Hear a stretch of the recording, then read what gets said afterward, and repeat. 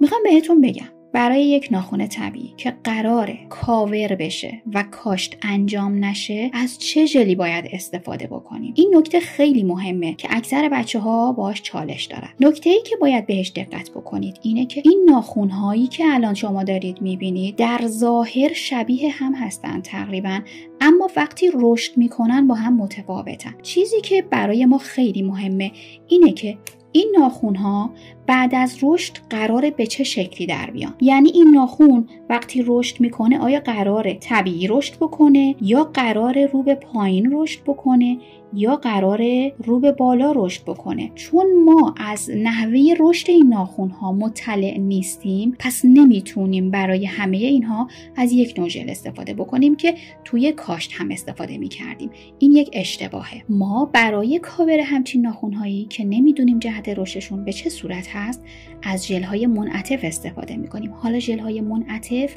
شامل چه ژل‌هایی هستن؟ رابر بیس های منعطف، بیلدر ژل‌های منعطف و حتی پلی ژل هایی که منعطف هستن.